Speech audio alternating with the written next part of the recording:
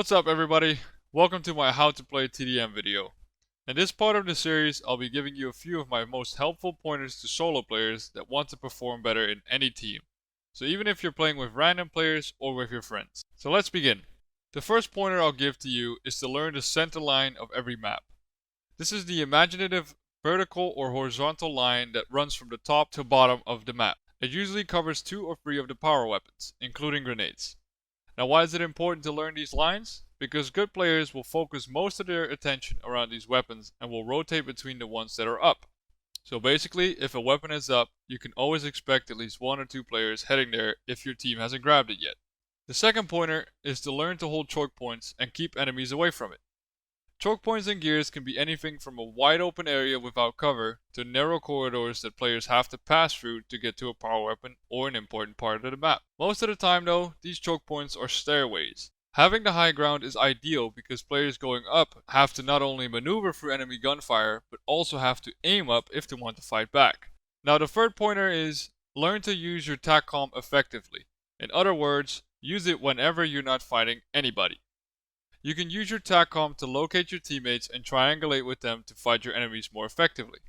Even if your enemies don't communicate with you at all, you can still use them as bait. Secondly, TACCOM also reveals which of the weapons are on respawn and which ones are being used by your teammates. So always check your surroundings and keep track of your teammates. It will help you out a lot when you're trying to consistently stay in the fight. Lastly, if your teammate dies outside of your range, use the TACCOM to quickly check the position they died in. That way you can always be prepared for the upcoming fight.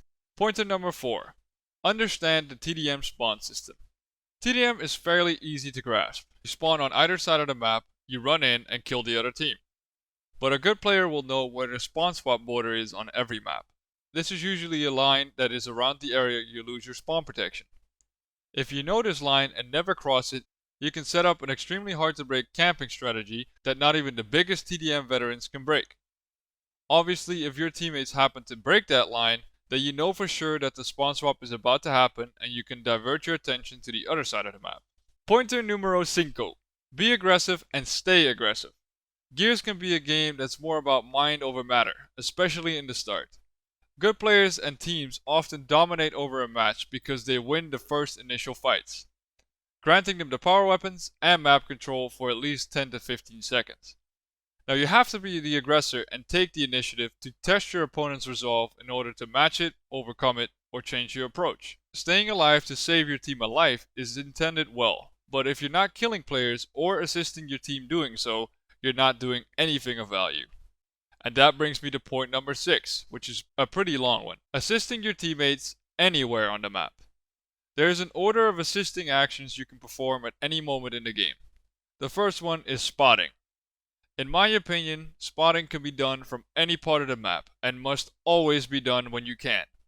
Even if your enemy is overwhelmed by your teammates or you're seemingly overwhelming someone else. This is the best nonverbal communication you can have with any random player or friend.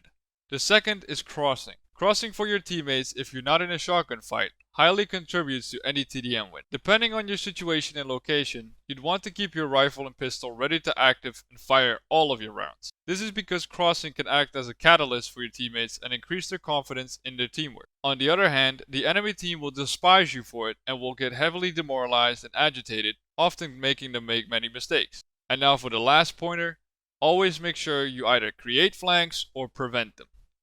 Positioning in TDM is extremely vital, and learning what parts of the map are good for CQC and what parts are good for crossing can make the difference between a hard loss and an easy win. Sometimes you'll have teammates who will never watch your flank, so it's up to you to watch theirs and your own because you're in a better position to make that decision. Flanking enemies can make any team look disorganized, and getting flanked can make any pro look like a rookie. So there you have it, a few hopefully helpful pointers on how to play TDM the Spartan way. Apply these things frequently and I promise you'll be Onyx and above in no time. If this video was helpful in any way, please consider leaving a like and sharing it around. As always, thank you for watching. Until next time.